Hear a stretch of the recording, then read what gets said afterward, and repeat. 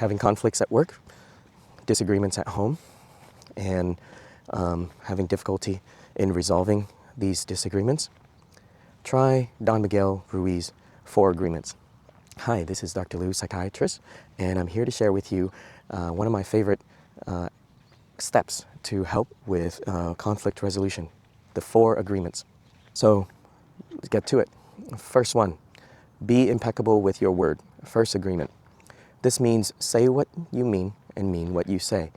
Be very thoughtful and mindful of the words you're using in your discussion, in your conflict resolution, in your resolving of an issue.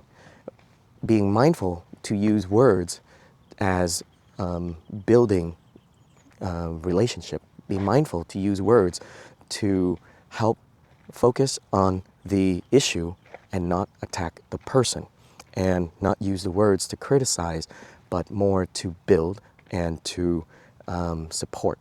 Your words have significant power, as you know, and how you say it to address the matter has a significant impact on how the outcome will be. Second agreement is don't take things personal. What does that mean? People, when they say things to you, because they don't know the first agreement, may be saying something very hurtful, very mean, and sounds very personal in attacking you.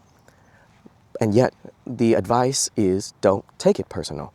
What they're saying, what they're wanting to communicate to you is a reflection of their world. And you have to separate that from how it is affecting you. It is a journey that they are going on when they say the things that they say, that they have to figure out what it is that they're going through to say those things. For you, the practice is this person in their journey is saying these things, hoping to get these things and reaction out of me. I'm going to focus on working on myself, and I will not take this personal, and I will practice detachment, and detachment from ego, detachment from having to respond, retaliate, and escalate in equivalence. This is one of the hardest agreement to practice because we often get sucked into the energy level of the opposing party, and we just go into boxing mode rather than going into detachment, self-reflection, letting go of the ego, and working on the self, which we have the most control over, not controlling the other person as they're trying to do to you. And so remember, it is about their journey, their issue that they are working on, and it comes out in that way at you. But the practice is to work on yourself and detach from the things that most people will have a hard time in letting go and taking it personal. So don't take it personal. Third agreement, do not make assumptions. This we know well, right? But yet it often falls into, I thought you were going to do this. I thought you were going to do that. And we go back and forth on how we miscommunicate because we expected something, we assumed something, and then it escalates to, well, it didn't go as I expected. It didn't go as I assumed. It must be your fault. So when you're in that kind of conflict, make sure you clarify that you understand the other party, and for the other party to realize and understand you understand them.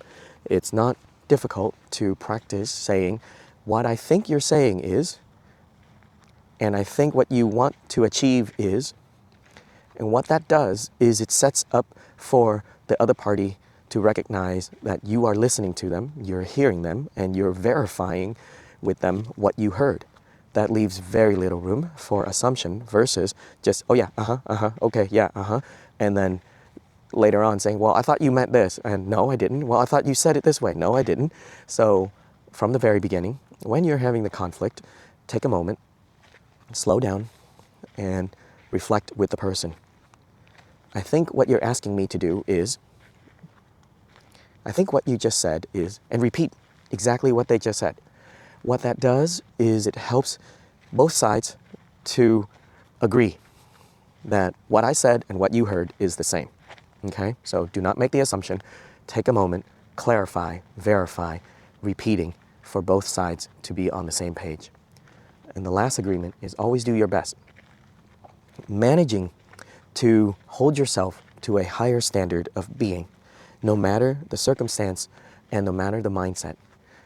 Doing your best on a day that you're still recovering from a cold and you just are tired from a long flight and you're jet lagged, it's understandable. You're going to only have this much battery left in your system and you need to recover.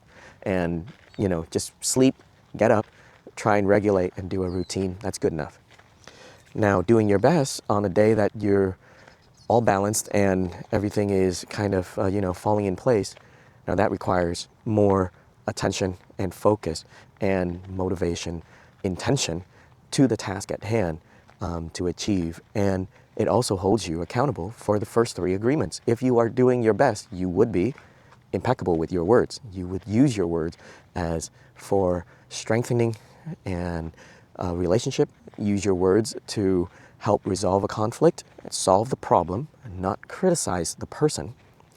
You would do your best to not take it personal. You would work on understanding this is not about ego attachment. This is about self-improvement. The person has their journey to take. I have my own journey to take. I will focus on what I have control of, and I will work on my self-development. And I would make sure I don't make any assumptions to the best of my ability. I will use verifying, clarifying, and repeating techniques just to ensure that the opposing party and I are in agreement. What is said is understood in the same way. And continuing to do these 4 agreements, you will see significant improvements in conflict resolution, in the inner peace of how you are approaching difficulties and conflicts in your professional life, personal life, and the internal conversations we have within ourselves still. I wish you a happy day and good health, and take care.